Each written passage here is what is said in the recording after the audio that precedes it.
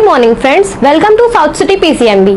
तो class 10th पिछले lecture में आपने देख लिया होगा कि फर्टिलाइजेशन इन ह्यूमंस में हमने पूरा प्रोसेस पढ़ लिया था। फर्टिलाइजेशन कैसे होता है, कैसी इवेंट होती है, कहाँ पर होती है, फिर साइट वगैरह भी मैंने आपको दिखा दी थी, है ना। फेलोपियन ट्यूब में पूरा स्ट्रक्चर बना करके इम्प्लांटेशन हमने देख लिया था, कोरियोनिक विलाई, प्लेसेंटा देख लिया था।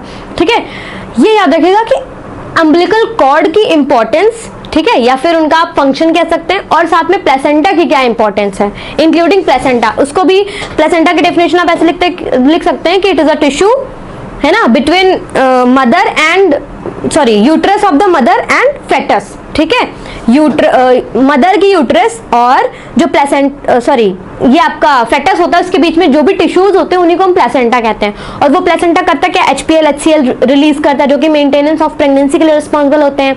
जो आपके ये it facilitates the entry of nutrients, ठीक है, minerals, nutrients along with respiratory gases, ठीक है, एक्सचेंज ऑफ गैसेस भी उसी प्लेसेंटा से होता है। फिर जो एक्सक्रीशन होता है, या फिर आप ये कह सकते हैं कि the removal of waste from the foetus to the mother's body, that also occurs through placenta. Umbilical cord एक कनेक्शन होता है फेटस और मदर के बीच में, ठीक है, उसी कनेक्शन से सारी चीजें पास होती हैं, गैसेस भी, आपके न्यूट्रिएंट्स भी, और जितने वेस्ट मटेरियल है वो बाहर भी जाते हैं। ठीक, आगे हम मूव करते हैं। जो आपका ये टॉपिक बचा रह गया था, फीमेल सेक्सुअल साइकिल। अब जैसे आप ये सोचिए कि ये है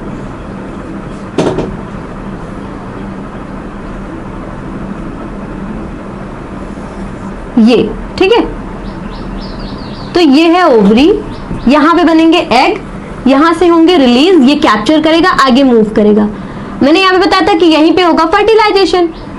फर्टिलाइजेशन कब होगा, जब स्पर्म की एंट्री होगी और स्पर्म आकर के इससे फ्यूज कर जाएगा। इन केस अगर स्पर्म का फ्यूजन नहीं होता है, अगर स्पर्म की एंट्री नहीं होती है या फिर एंट्री होती है पर ये इससे फ्यूज नहीं करता है, तो क्या होगा, देन व्हाट, ये भी दिमाग में आ सकता है ना। उसके लिए हमें ये टॉपिक पढ़ना पड़ेगा, फीमेल सेक्सुअल साइकिल। ठीक है, तो ये क्या होता है, आइए देख लेते हैं। इट अकर्स, इसी को हम मेंस्ट्रुअल साइकिल भी कहते हैं, ये भी ध्यान रखिएगा, इसको दूसरे नाम से पूछा जा सकता है। It is also known as menstrual cycle. ठीक, बिगिनिंग ऑफ मेंस्ट्रुअल साइकिल को हम मीनोस कहते हैं। बिगिनिंग ऑफ मेंस्ट्रुअल साइकिल को क्या कहते हैं, मीनोस कहते हैं।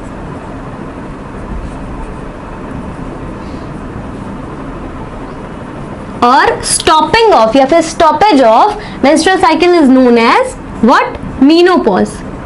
ठीक है, पॉज का मतलब जानते हैं, स्टॉपेज, तो इससे याद रखिएगा, menopause is the stoppage of menstrual cycle that occurs at the age of 45 to 50। ठीक है, और मीनोज जो होता है ये it start from the early beginning, या फिर आप कह सकते हैं 12 to 13 ईयर्स। ठीक है, 10 to 12 हम इसको कंसीडर करते हैं, 10 years to 12 years, तो ये इसको मीनोस कहते हैं। मीनोस का मतलब स्टार्टिंग ऑफ मेंस्ट्रुअल साइकिल है, बिगिनिंग ऑफ मेंस्ट्रुअल साइकिल, इसका मतलब स्टॉपेज ऑफ मेंस्ट्रुअल साइकिल। ये समझ में आ गया मेंस्ट्रुअल साइकिल बेसिकली होता क्या है। तो menstrual cycle it is a cycle, ठीक है, which occurs regularly and periodically after every 28 days। Regularly का मतलब है जैसे रेगुलर होना, जैसे आप सुबह उठते हैं, ठीक है, आपने स्कूल जाते हैं, तो मंडे गए, Tuesday, Wednesday, Thursday, Friday, Saturday, Sunday off रहता है। ऐसे आप पूरे मंथ में 30 डेज का अगर पूरा मंथ है, उसमें आप 4 दिन निकाल दीजिए, संडे संडे, तो आपके कितने डेज, 26 डेज बचे। तो आप कॉन्टिन्यूस 26 डेज पूरा महीना गए हैं, दैट इज द रेगुलरिटी। ठीक है, कॉन्टिन्यूटी मेंटेन करके रखना, तो ये रेगुलर होते हैं। रेगुलर का मतलब हर मंथ में रेगुलरली, है ना, ये रेगुलरली पाए जाएंगे। ठीक है, किसी भी फीमेल बॉडी में आफ्टर अटेनिंग द प्यूबर्टी, ये हमेशा रखना, menstrual cycle starts after attaining the puberty. ठीक है, at the age of 10 to in between 10 to 12 years। ठीक है, after 12 we also consider after 12 also it can vary, है ना, इसकी जो स्टार्टिंग होती है वो वेरी करती है। It occurs regularly and periodically after 28। Periodically का मतलब समझिए, जैसे पीरियोडिक मोशन में आपका डे एंड नाइट होता है। डे एंड नाइट का मतलब दिन के बाद रात, रात के बाद दिन। ठीक है, उसी तरह से यहाँ पर पीरियोडिकली होता है। पीरियोडिकली मतलब अभी इसमें होता है ना, जैसे ये अब इसमें मेंस्ट्रुअल साइकिल, ये आपको थोड़ी सी आपको पढ़नी है, जब आप 12th में जाओगे तो 4 फेज होते हैं इसमें। पहला फॉलिकुलर फेज होता है। फॉलिकुलर फेज का मतलब होता है जब अंदर ही अंदर फॉलिकल से ग्राफियन फॉलिकल, इस ओवरी के अंदर ये जब मैच्योर होते हैं एग, उसको फॉलिकुलर फेज बोलते हैं, ठीक है। उसके बाद जो हमारा आता है वो होता है कौन सा, वो होता है हमारा ओव्यूलेशन। ओव्यूलेशन क्या होता है? ओव्यूलेशन होता है कि द रिलीजिंग ऑफ ओवम, जब ये ओवम एकदम रेडी हो जाते हैं और बाहर रिलीज होते हैं, ठीक है, उसको कहते हैं ओव्यूलेशन। रिलीज होते हैं यहीं पे इनको पकड़ लिया जाता है, ठीक है। उसके बाद में ये जो फिम्बरी होते हैं इनकी हेल्प से इनको अटैच कर लिया जाता है और आगे पास करते हैं, ठीक।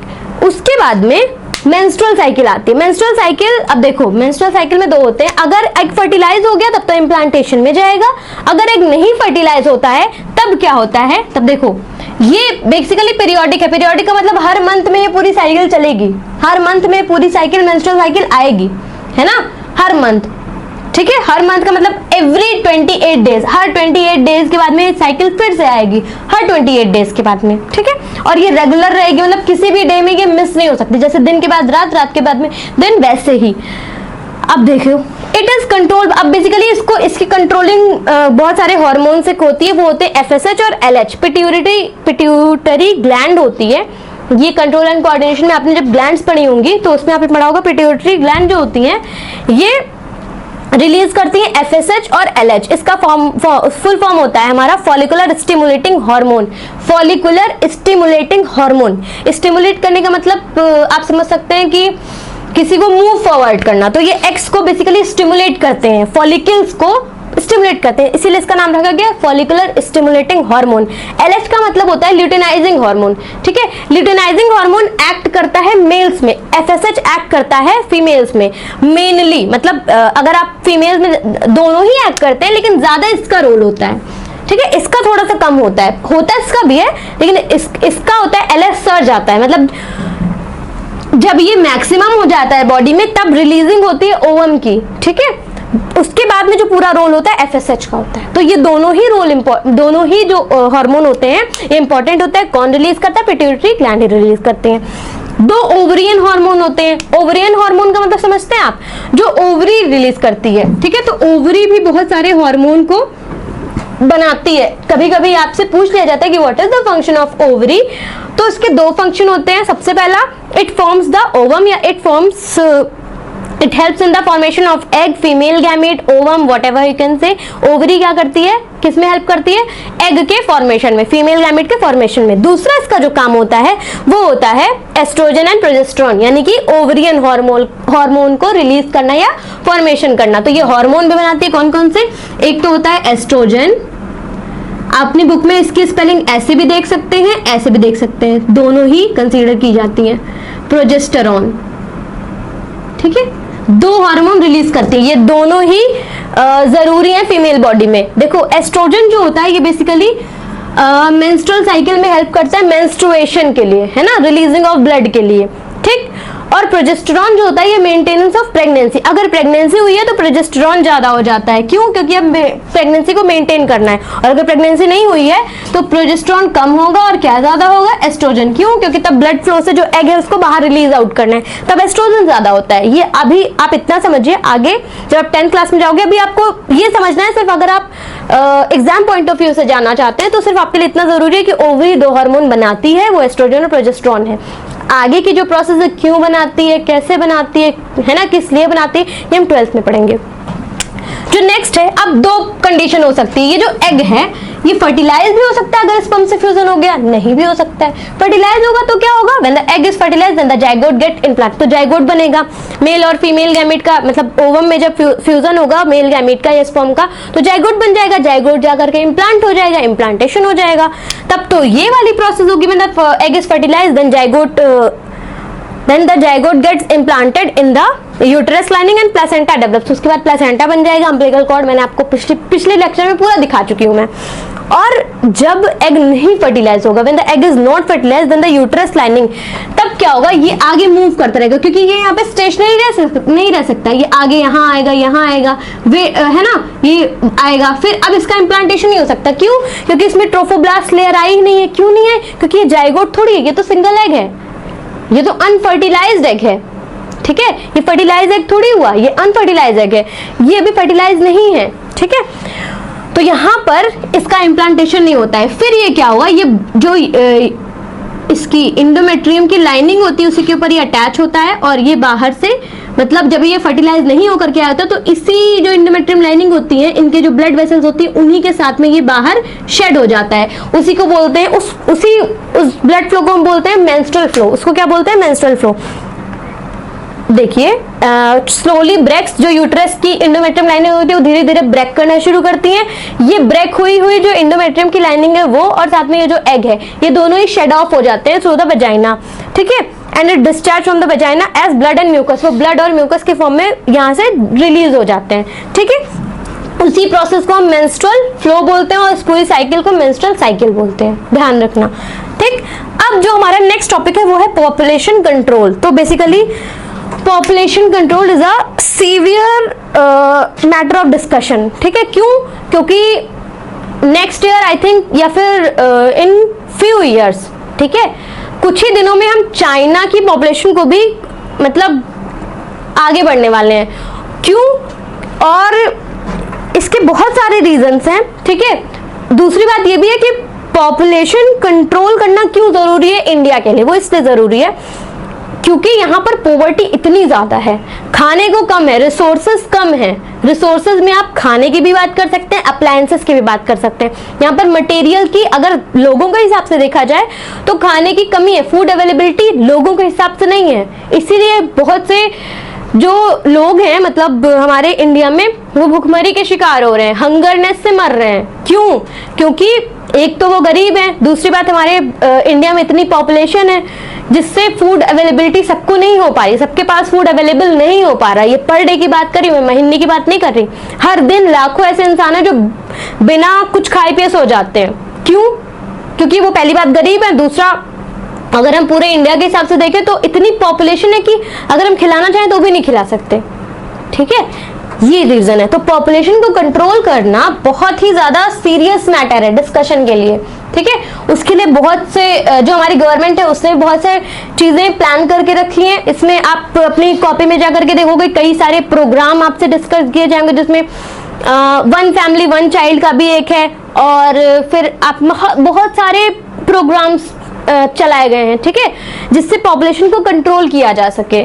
क्योंकि कहीं ना कहीं ये एक बर्डन है इंडिया पर, जिसके कारण बहुत सी चीजें रुकी हुई हैं। पॉवर्टी बढ़ रही है इसी के कारण हमारे पास लैंड एरिया कम पड़ रहा है, क्योंकि जितने लोग उतनी लैंड हमें चाहिए, ठीक है। लैंड चाहिए का मतलब आप समझ रहे हैं, फॉरेस्ट को काटा जा रहा है, ठीक है। तो फॉरेस्ट एरिया को लैंड एरिया बनाया जा रहा है। क्यों? क्योंकि लोग ज्यादा हो चुके हैं, उनको घर चाहिए रहने के लिए। और वो जो छोटे जंगली जानवर है, बड़े से लेकर के छोटे जंगली जानवरों का घर बिगाड़ रहे हैं, उससे क्या होती है, हमारी जो बायोडाइवर्सिटी है वो खत्म हो रही है। क्योंकि अब जो जंगल पे वो घर बन चुका है, मॉल बन चुका है, वहां के जो माइक्रो ऑर्गेनिज्म रह रहे थे, वहां पे जो पेड़ पक्षी रह रहे थे, वो पहली बात तो आपने पेड़ खत्म किया, वो भी ऑर्गेनिज्म ही है, लिविंग ऑर्गेनिज्म है, उसको आपने खत्म किया, वो डाइवर्सिटी आपने खत्म की। दूसरी बात, जो वहां पर एनिमल्स रह रहे थे, चाहे वो छोटे हो चाहे बड़े, वो भी उनको पास घर नहीं है, वो कहाँ जाएंगे, तो वो भी खत्म होने लगते हैं, ठीक है। ये सारी चीजें। तो अब पॉपुलेशन कंट्रोल हम 4 तरीकों से यहाँ पे देखते हैं, ठीक है। पहला होता है फिजिकल या फिर मैकेनिकल बैरियर। फिजिकल या फिर मैकेनिकल बैरियर, ये इसका काम क्या होता है? सबसे पहले तो आपको इसके एग्जाम्पल्स पहला तैयार करना है। दूसरा, इसके बिहाइंड मैकेनिज्म क्या होता है। जैसे फिजिकल और मैकेनिकल बैरियर क्या करता है, ये स्पर्म को एग से मीटिंग ही नहीं होने देता, मतलब स्पर्म और एग की मीटिंग ही नहीं होने देता। जब ये फ्यूजन ही नहीं होने देगा, तो फ्यूजन नहीं होगा तो जाइगोट नहीं बनेगा, जाइगोट नहीं बनेगा तो फर्टिलाइजेशन मतलब नहीं होगा, फर्टिलाइजेशन नहीं होगा तो इम्प्लांटेशन नहीं होगा, और आगे जो है वो पॉपुलेशन कंट्रोल में रहेगी, ठीक है। पहला। दूसरा होता है केमिकल मेथड। केमिकल मेथड क्या होता है कि with the help of some types of chemicals we can also use pills, है ना, बहुत सारी दवाइयों का यूज करके, ठीक है, यहाँ पर पॉपुलेशन को कंट्रोल में किया जा सकता है। ये क्या करते हैं, ये हार्मोन को पूरा हार्मोनल बैलेंस चेंज कर देते हैं। जैसे मान लीजिए फर्टिलाइजेशन होना था, अब फर्टिलाइजेशन होने के लिए प्रोजेस्टेरोन का ज्यादा होना जरूरी है। ऐसी कोई पिल्स हम खा लें कि एस्ट्रोजन ज्यादा हो जाए, प्रोजेस्टेरोन कम हो जाए। अब प्रेगनेंसी होना भी चाहेगी तो नहीं होगी, क्यों? क्योंकि प्रोजेस्टेरोन तो जरूरी है ना मेंटेनेंस ऑफ प्रेगनेंसी के लिए, वहां पर वो चेंज हो जाएगा। ठीक है, तो यहाँ पर हम हार्मोन बैलेंस को चेंज कर देते हैं, मतलब बॉडी के हार्मोन को चेंज कर दीजिए। ठीक, तो जो प्रोसेस उस हार्मोन के थ्रू होने वाली थी वो होगी ही नहीं, और कौन सी प्रोसेस प्रोजेस्टेरोन से होती है? प्रेगनेंसी, वो प्रेगनेंसी होगी नहीं। यहाँ पर दूसरा मेथड। तीसरा होता है intra uterine devices. Intra uterine devices, intra का मतलब इनसाइड, यूटेराइन का मतलब यूटेरस में, और डिवाइस का मतलब कि a type of device that releases such type of material है, या आप ऐसा कर सकते हैं that helps in the prevention of fertilisation या प्रिवेंशन ऑफ प्रेगनेंसी। ठीक है, तो ये जो इंट्रा यूटेराइन डिवाइसेस होते हैं, ये आपको समझ में आ गया कि यूटेरस के इनसाइड ये अटैच किए जाते हैं। इसमें आपका कॉपर टी आता है। ठीक है, CUT ऐसे आप लिख के आएंगे, कॉपर टी। अब बेसिकली कॉपर टी ये कहीं बाहर फिजिकल बैरियर नहीं होता, ये इनसाइड अटैच किया जाता है। ठीक है, यूटेराइन वॉल वेजाइना के यहाँ पर अटैच किया जाता है। ये करते क्या है? कॉपर टी क्या करते हैं? कॉपर रिलीजिंग हार्मोन होते हैं। ये क्या रिलीज करते हैं? कॉपर रिलीजिंग हार्मोन रिलीज करते हैं। ये कॉपर रिलीजिंग हार्मोन करते क्या है? ठीक है, ये करते क्या है? इनका काम ये होता है कि ये जो स्पर्म होता है इसकी सबसे पहले मोटिलिटी को कम करते हैं। मोटिलिटी का मतलब होता है चलने की क्षमता। ठीक है, तो ये चल के पहुंच ही नहीं पाता एग तक, उस जंक्शन तक पहुंच ही नहीं पाता, और उस जंक्शन पे फर्टिलाइजेशन होगा। वहां तक ये जब स्पर्म पहुंच ही नहीं पाएगा कॉपर टी की वजह से, तो फ्यूजन होगा ही नहीं। फ्यूजन नहीं होगा तो फिर फर्टिलाइजेशन नहीं होगा, इम्प्लांटेशन नहीं होगा। दूसरा क्या करता है? ये एक और काम करते हैं, फर्टिलाइजेशन कैपेसिटी को भी खत्म कर देता है। ठीक है, फर्टिलाइजेशन कैपेसिटी को भी लो कर देता है, एकदम खत्म कर देता है, ना के बराबर। फर्टिलाइजेशन का मतलब इसके पास अपनी कुछ क्षमता होती है फर्टिलाइज करने की। मान लीजिए यहाँ तक पहुंच भी जाए तो इसकी फर्टिलाइजेशन कैपेसिटी है ही नहीं कि ये फर्टिलाइज कर सके। जब इसकी कैपेसिटी ही वो लो कर देगा तो क्या होगा? ये खत्म हो जाएगा, मतलब वहां पर पहुंच करके भी साइड तक ये फर्टिलाइज नहीं कर पाएगा। तो दो प्रिंसिपल पे काम करते हैं। चौथा होता है सर्जिकल मेथड, कि by doing surgery we can do something that can control population. अब उसमें हम क्या कर सकते हैं? कर ये सकते हैं कि मेल्स में वैसेक्टमी होती है। वैसेक्टमी का मतलब होता है जो वॉसा डिफरेंसिया होती है, जहां से जो मेल गैमेट होते हैं वो ट्रांसफर होते हैं। तो उस यानी कि जैसे कि आपको किसी को रोकना है, ठीक है, तो आप रास्ते में मतलब रास्ता ही तोड़ दो तो वो गाड़ी आ ही नहीं पाएगी। बेसिकली वही होता है, यहाँ पर जो ट्यूब्स होती हैं उनको यहाँ से कट कर दिया जाता है और टाई अप कर दिया जाता है। वो कौन सी होती है? वॉसा डिफरेंसिया होती हैं, जिनको हम कट करके और टाई अप कर देते हैं। तो यहाँ से मान लो यहाँ से स्पर्म जाते तो हैं पर यहीं पर रुक जाते हैं, आगे बढ़ नहीं पाते हैं। ठीक है, तो यहाँ पे ये वैसेक्टमी होती है मेल्स में, और फीमेल्स में क्या होता है? ट्यूबेक्टमी होती है। ट्यूबेक्टमी क्या होता है? जो आपकी फैलोपियन ट्यूब होती है उसमें उसको वहां पे कट करके ओवरी से यहाँ से, और इसमें एक टाई अप कर दिया जाता है, जिससे ओवा यहाँ से रिलीज तो होंगे लेकिन साइड तक यहाँ तक पहुंच ही नहीं पाएंगे। तो फर्टिलाइजेशन के लिए जब एग ही नहीं होगा तो फर्टिलाइजेशन किसका होगा? ठीक है, तो ये सारी चीजें हैं। Physical barrier, mechanical barrier, chemical barrier, IUTs और सर्जिकल मेथड, ये चार ऐसे हमारे बैरियर्स होते हैं जो कि पॉपुलेशन कंट्रोल के लिए सबसे, यही चार आपके में हैं। इसमें आपसे ऐसे पूछेगा कि name 2 examples of physical barrier, इसमें आपके कॉन्डोम्स आते हैं। ठीक है, ये physical barrier, it prevents the entry of sperm. ठीक है, इसमें आपका आई थिंक लूप करके कोई एग्जाम्पल है वो भी आता है। ठीक है, आई थिंक लूप ही है वो, देख लीजिएगा। ठीक, डायफ्रैगम वगैरह भी इसमें ही आते हैं। सेकंड आपका केमिकल मेथड होता है, इसमें आपके पिल्स आते हैं। अब पिल्स कौन कौन से होते हैं? एस्ट्रोजन प्रोजेस्टेरॉन कॉम्बिनेशन पिल्स भी होती हैं और सिंगल प्रोजेस्टेरॉन पिल्स भी होती हैं। 2 पिल्स आती हैं। पिल्स में भी कई एग्जांपल्स आपको मिल जाएंगे। ठीक है, जिसमें जो केमिकल रिलीज करते हैं, तो वो हो गया नेम 2 मतलब IUDs, तो कॉपर टी हो गया। ठीक है, कॉपर टी क्या होता है? ये इनसाइड लगाई जाती है, इसलिए इसको इंट्रायूटेराइन डिवाइसेस बोलते हैं। IUDs होता है, सॉरी, IUDs होते हैं। ठीक है, इंट्रायूटेराइन डिवाइसेस। ठीक, तो ये होते हैं कॉपर टी। और लास्ट में आता है सर्जिकल मेथड। तो इसमें तो बस ये याद रखना कि vasectomy in males and tubectomy in females. Tubectomy क्यों कहा जाता है? क्योंकि ये ट्यूब का टाई अप होता है, फैलोपियन ट्यूब से ट्यूबेक्टमी, और वॉसा डिफरेंसिया से क्या हो जाता है? वैसेक्टमी इन मेल्स। ठीक है, तो ये याद रखना। आज का टॉपिक हमारा ये खत्म हुआ। आज आप जाइए, ये भी याद कर लेना, बिगिनिंग जो होती है साइकिल की उसको मीनोज कहते हैं और स्टॉपेज ऑफ मेंस्ट्रुअल फ्लो को मेनोपॉज कहते हैं, ठीक है। और अगर हम इसकी एज की बात करें तो मीनोज की एज होती है 10 to 12 और मेनोपॉज की होती है हमारी 45 to 50, ठीक है। So thank you so much. आज का लेक्चर हम यहीं पे खत्म करते हैं। अगर आपको कोई भी क्वेरी है तो आप कमेंट बॉक्स में मेंशन कर सकते हैं। Have a nice day.